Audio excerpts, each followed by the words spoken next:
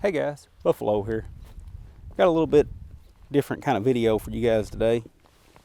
This is my third generation Glock 23. I'm going to talk about it and how it came to be, or how I came to own it and why.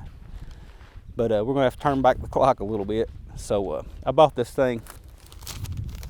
Still got my original receipt here. Bought it in 2005, August 19th, 2005. So turn back the clock about 11 years.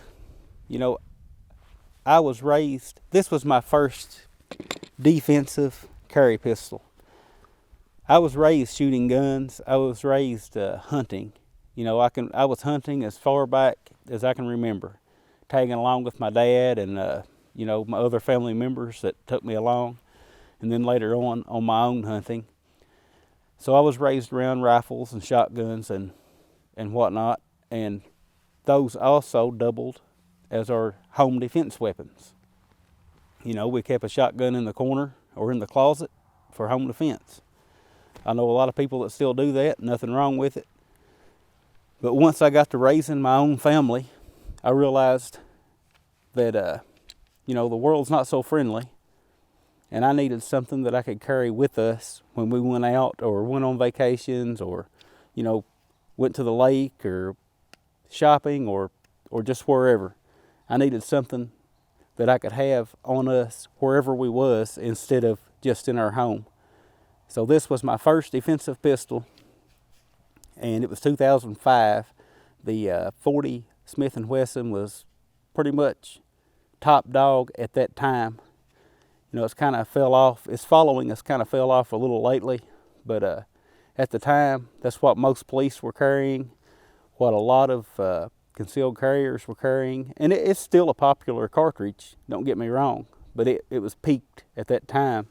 So when I was looking for a defensive weapon, that's the direction I turned. That's where all the you know, all the gun magazines were hyping it up, and that's the direction I went. And it is a good cartridge for defense. You know, it's got plenty of that's a 9mm there. That's some steel case tool ammo, but it's a large cartridge, but still offers plenty of capacity. The Glock 23 is 13+1 with its standard magazines, and of course, one of the great things about Glocks is the magazine interchangeability. You can use higher capacity magazines in it. Now, talking about capacity, 2005, you know, that was not long after the Clinton assault weapons ban was lifted. Luckily, you know, it had the sunset provision. There were several, you know, Congress people that tried to make it permanent and tried to extend it. Luckily, they were outnumbered by people that had some common sense. During that time, we had a better president and a better Congress than we did when the assault weapons ban was enacted. So I'm thankful for that. Had that been permanent, these would be 10-round magazines. But anyway, I went and I wanted a 40 caliber, and I had made up my mind that I wanted to try a Glock. I'd never had a Glock pistol, but I'd shot a few of them that friends had and really liked them. They were really reliable, it seemed like, so I wanted one. And I went to Bud's. At this time, Bud's gun shop storefront was in Paris, Kentucky, which now they've moved to Lexington. But at that time, they were in Paris. So I went to their gun shop to handle some of them and handled the Glock 22, handled the Glock 27, and then last, I handled the Glock 23, which I ended up really liking. Let's shoot it just a little bit here while I'm talking, running my mouth.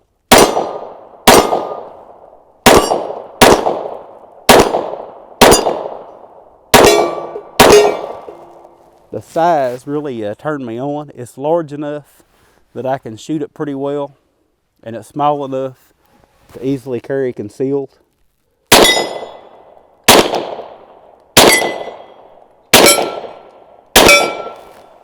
But I'm sure that most of you watching this video are familiar, at least somewhat, with Glock pistols. I don't like to assume things, but, you know, as popular as they are in the gun world, you've probably, if not the Glock 23, you've probably heard of the Glock 19, which is immensely popular, probably the most popular pistol in the world. The Glock 23 is the same outside dimensions as the Glock 19. Of course, you've got a fatter barrel for the 40 caliber round. So what's so great about it being the same size as the most popular pistol in the world? Well, you can walk into any shop, any gun shop that carries gun related stuff whatsoever, and pick up a holster to fit this gun, sights to fit this gun, most of the parts. It's just, there's huge benefits to it using the same accessories as the most popular pistol in the world. Speaking of which, I've got a Lone Wolf 9mm barrel here. This is a conversion barrel. This is the stock barrel. You can see the outside dimensions are the same, but the inside dimensions are different. This is for the 9mm. And all you have to do is drop it in. Same spring.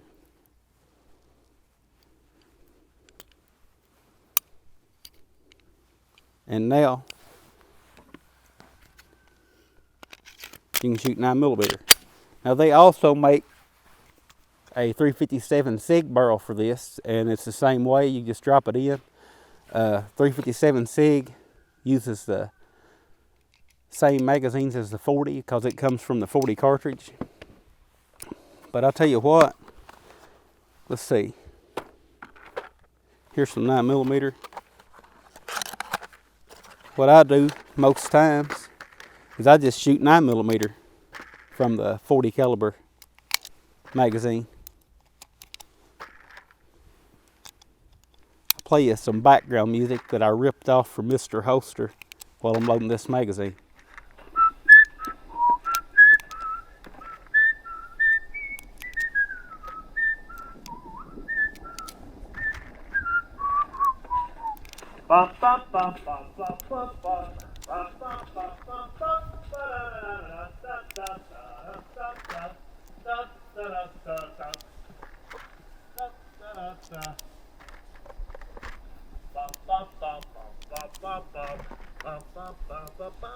Mr. Holster, he'll lease that background music to you.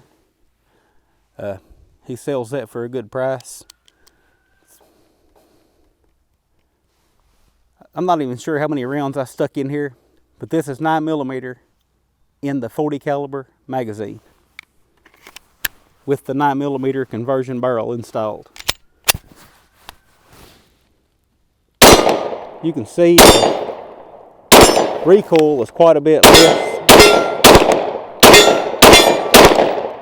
on the 9mm, but gotta fail to eject there.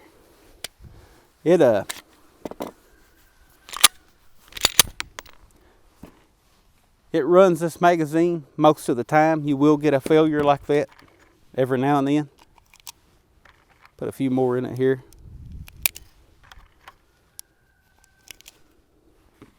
I don't know how many I've got in that. Let's shoot it.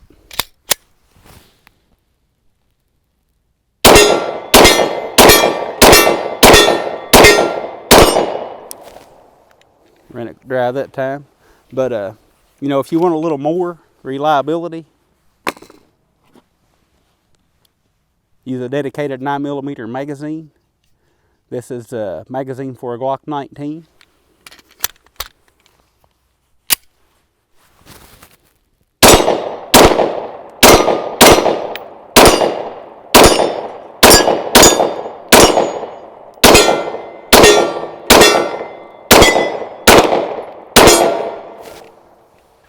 Runs a lot better with the Glock 19 magazines. I usually just run the 40 caliber magazines with it if it jams up, so what? I'm down here at the range. I don't carry it like that. Now, if I wanted full reliability, remember, we're still using the 40 caliber ejector and the 40 caliber extractor. Now, if I wanted full reliability in this gun, I would just install the 9mm. You can see it's bent a little bit. I'd just install the 9mm ejector, which is like $8 at Midway, get the whole housing, and the 9mm extractor, which is like $15 at Midway. But if you installed those two parts and the conversion barrel and ran 9mm magazines, I wouldn't have any qualms about carrying the pistol for self-defense. Now, I don't do that. I use the 9mm for range use only. But that's one of the benefits of the Glock 23. And like I said, you could get a 357 SIG barrel and just put it up. You never know when maybe, there might be a time when that's all the ammo you can find. We've went through some weird ammo cycles here in the last few years. And, maybe that's all you can find. And it would be handy to have it.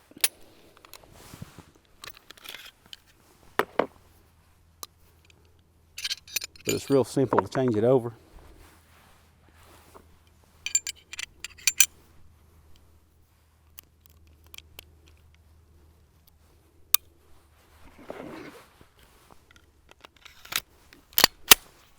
Just like that, we're back to 40 cal.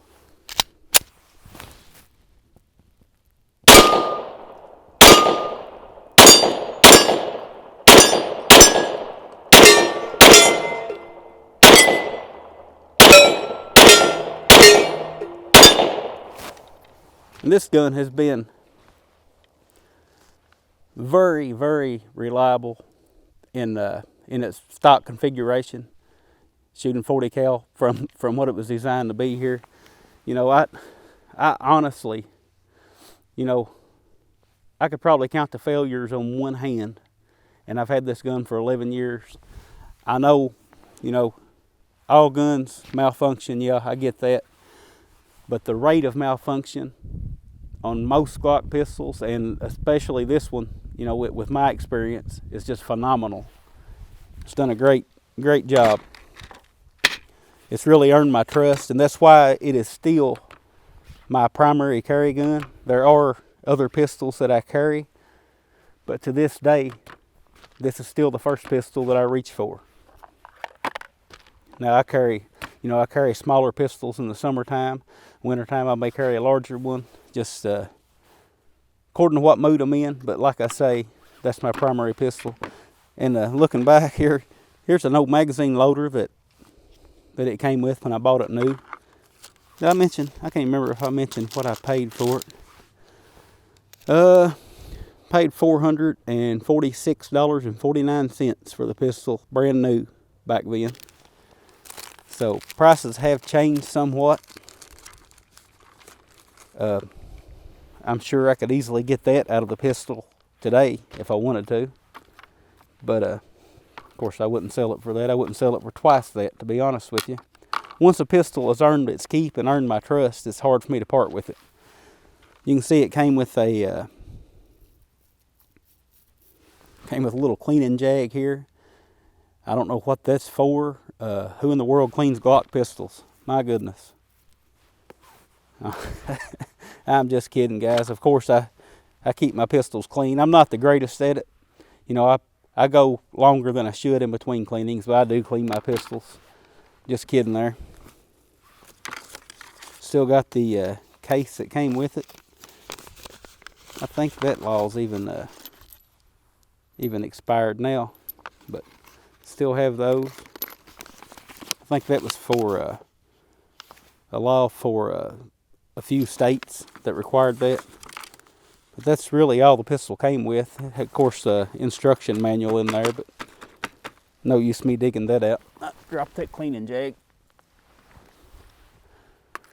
But anyway, guys, that is that's my Glock 23, and that's my story about how I ended up with it. Great pistols. The reason I chose a Gen 3, well, there wasn't a Gen 4 at the time. I don't know now. I wouldn't trade this pistol for a Gen 4. I don't know. I have a Gen 4 Glock 34, and really, you know, there's no big advantages to owning a Gen 4. The biggest disadvantage to a Glock pistol, in my mind, are the sights. They're plastic. I just don't care for the sights. I should probably get me a better set of sights for this one, but it is my carry gun, and I have a hard time tinkering with my carry guns, even if it's just sights. I just like to leave them stock, but that may be something I do one day, is change those sights. I thought when Glock came out with the Gen 4 that would be one of the things that they would address, but it wasn't. So I was kind of disappointed in that. So I would probably still, if I had a Gen 3 and a Gen 4 on the counter in a gun shop and I was going to buy one, most likely I would still walk out with the Gen 3. But that's just me. Got another magazine loaded up. We might as well shoot it.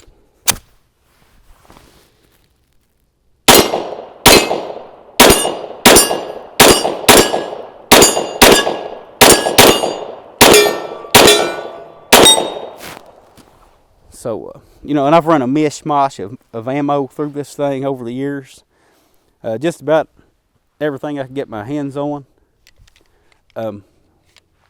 Seemed like when one brand disappeared from the shelves, another brand showed up to take its place.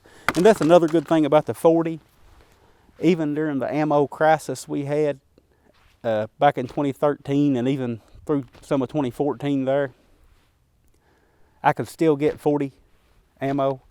When I couldn't find 9mm, I couldn't find my 223 stuff, I could always find 40 on the shelf at my local Walmart or my gun shop that I frequent.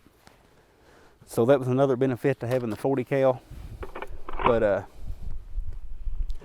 I don't think I've left nothing out. That's pretty much all I wanted to say about this pistol. I'll probably do a better video on it this spring. I've got a list. You guys wouldn't believe what a list of videos I have to get done. And in the wintertime, I just sit around, I get fat, and I make lists. And I've got a big list of videos I want to get done. We can get the good cameras back out when the weather changes. Right now I've been relying heavily on this GoPro. I'm glad I got this thing because it's kept me going and allowed me to make videos even during the winter time when normally I wouldn't drag my cameras out. So I'm glad I got this thing. But I guess that's all I really got to say, and I'll talk at y'all again soon.